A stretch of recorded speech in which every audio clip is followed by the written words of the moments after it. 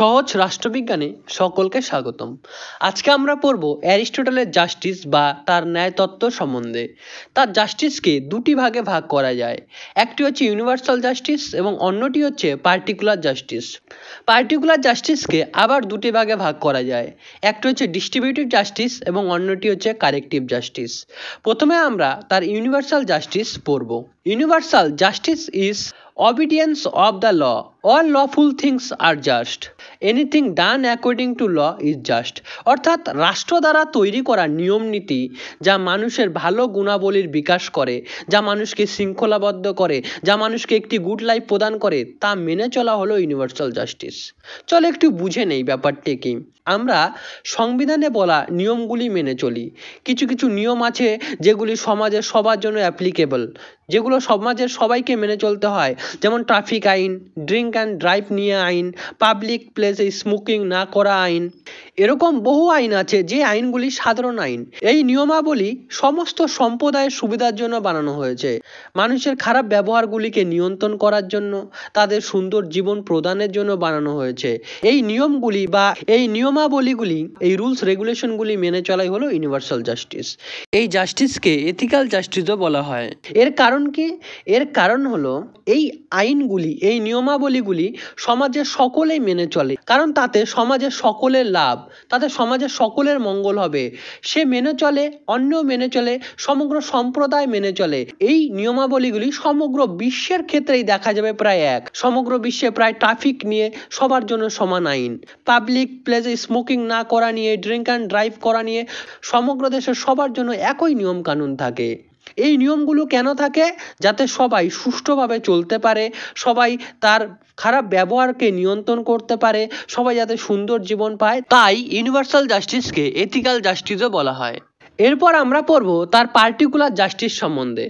তিনি বলেছেন যে কিছু কিছু ক্ষেত্রে ইউনিভার্সাল জাস্টিস কাজ করে না, পরিস্থিতি অনুযায়ী সিদ্ধান্ত গ্রহণের প্রয়োজন পড়ে। কারণ এক ধরনের জাস্টিস দ্বারা, অর্থাৎ ইউনিভার্সাল জাস্টিস দ্বারা সমগ্র বিষয় বিচার করা যায় না। এমন কিছু কেস, এমন কিছু ইনসিডেন্ট সমাজে হয় যা ইউনিভার্সাল জাস্টিসের দ্বারা সমাধান করা যায় না। তখন দরকার হয় পার্টিকুলার জাস্টিসের। যেমন চুরি করা, কাউকে হত্যা করা, তখন ইউনিভার্সাল জাস্টিস কাজে দেবে না। তখন ইউনিভার্সাল জাস্টিসের কোনো কাজ নেই, কারণ কেউ বেশি শাস্তি পাবে তখন, আবার কেউ কম শাস্তি পাবে। অপরাধের পরিমাণ অনুযায়ী তা তখন নির্ধারণ হবে। তখন ইউনিভার্সাল জাস্টিস কাজ করবে না, তখন দরকার পার্টিকুলার জাস্টিস। এই পার্টিকুলার জাস্টিসকে আবার দুটি ভাগে ভাগ করা যায়, একটি হচ্ছে ডিস্ট্রিবিউটিভ জাস্টিস এবং অন্যটি হচ্ছে কারেক্টিভ জাস্টিস। ডিস্ট্রিবিউটিভ জাস্টিস, এই justice fair and proper principal দ্বারা হবে। এখানে সম্পত্তির সুবিধা, সম্মান এগুলিকে ব্যক্তিবর্গের মধ্যে বন্টন করার কথা বলা হয়। অর্থাৎ কোনো ভ্যালুয়েবল জিনিস স্বচ্ছভাবে, ন্যায়সম্মতভাবে এবং ঠিকঠাকভাবে বন্টন করতে হবে। এই বন্টনের একটি প্রিন্সিপাল রয়েছে, ইকুয়াল ইকুয়াল পাবে এবং আনইকুয়াল আনইকুয়াল পাবে। শুধুমাত্র বন্টন করাই যথেষ্ট নয়, বন্টন প্রত্যেকের চাহিদা অনুযায়ী করতে হবে, অর্থাৎ কোয়ালিটি অনুযায়ী বন্টন করতে হবে। যেমন যে বাঁশি বাজায় তাকে বাঁশি দিতে হবে, যে ফুটবল খেলে তাকে ফুটবল দিতে হবে, যে কুস্তি করে তাকে প্রয়োজনীয় খাদ্য দিতে হবে। অর্থাৎ প্রত্যেকের মেরিট বা কোয়ালিটি অনুযায়ী বন্টন করতে হবে। কারণ যে কুস্তি করে এবং যে বাঁশি বাজায় তাকে সমান খাদ্য দিলে হবে না, কারণ খাদ্যের পরিমাণ কম বেশি দরকার। কুস্তি করতে বেশি খাদ্যের, বেশি শক্তির প্রয়োজন পড়ে। তাহলে দেখা যাচ্ছে যে প্রত্যেকের মেরিট বা কোয়ালিটি অনুযায়ী বন্টন করতে হবে। যে ব্যক্তির চাল ডাল নেই সেই ব্যক্তিকে চাল ডাল দিতে হবে, যা প্রপোর্শনাল ইকুয়ালিটি। অর্থাৎ সবাই ইকুয়াল নয়, মেরিট এবং কোয়ালিটি বুঝে ইকুয়ালিটি প্রদান করা। যে দুর্বল তাকে রাষ্ট্র প্রদত্ত বেশি সুযোগ সুবিধা প্রদান করা বা বন্টন বেশি করা, যে ধনী মানুষ তাকে কম বন্টন করা। আমরা একটি ছবি দেখতে পাচ্ছি, এই ছবির মধ্যে একজন বড় মানুষ রয়েছেন যিনি খেলাটি দেখতে পাচ্ছেন। মাঝে লাল শার্টে রয়েছে একজন ব্যক্তি যে মাঝারি মানুষ, সে খেলাটি মোটামুটিভাবে দেখতে পাচ্ছেন। আর একজন রয়েছে যে খেলাটি একদমই দেখতে পাচ্ছে না, একদম ছোট মানুষ সে। এবার তিনজন ব্যক্তির নিচেই আমরা একটা ছোট করে বক্স দেখতে পাচ্ছি, যার উপরে দাঁড়িয়ে তারা আছেন। কিন্তু যে বড় মানুষ তার এই বক্সটির দরকার নেই, সে বক্স ছাড়াও খেলা দেখতে পাবে। যে লাল জামা পরে রয়েছে মাঝখানে রয়েছে, তার একটি বক্সের দরকার আছে, সেই বক্স ছাড়া খেলা দেখতে পাবে না। কিন্তু যে ছোট একদম, তার দুটি বক্স দরকার, যা আমরা ডান দিকের ছবিতে দেখতে পাচ্ছি। এই দুটি বক্স দিলে সে খেলাটি দেখতে পাচ্ছে। তখন রাষ্ট্র লম্বা মানুষটিকে বন্টন দেবে না, এক্ষেত্রে রাষ্ট্র ছোট মানুষটিকে বন্টন করবে, সেই ছোট মানুষটিকে বক্স দেওয়ার ব্যবস্থা করবে রাষ্ট্র। অর্থাৎ সবাইকে সমান বন্টন নয়, সবাইকে সমান ইকুয়ালিটি দেওয়া নয়, প্রপোর্শনাল ইকুয়ালিটি, প্রত্যেককে তার মেরিট, তার কোয়ালিটি, তার অবস্থা অনুযায়ী বন্টন করতে হবে। এটাই হচ্ছে অ্যারিস্টটলের ডিস্ট্রিবিউটিভ জাস্টিস। বলে রাখা ভালো যে অ্যারিস্টটলের জাস্টিসের এই প্রিন্সিপালটি এখন ইকুইটি নামে পরিচিত। এরপর আমরা পড়ব অ্যারিস্টটলের কারেক্টিভ জাস্টিস বা কমিউটেটিভ জাস্টিস বা রেকটিফিকেশন জাস্টিস সম্বন্ধে। এটি কারেক্টিভ জাস্টিসেরই দুটো নাম। সমাজে আমি ভালো আছি, ভালোভাবে চলছি, কিন্তু অন্য মানুষ তো ভালো নয়, অন্য মানুষ খারাপ হতে পারে, সে আমাকে মারতে পারে, আমার ক্ষতি করতে পারে, আমার সম্পত্তি চুরি করতে পারে, তখন আমি কোথায় যাব?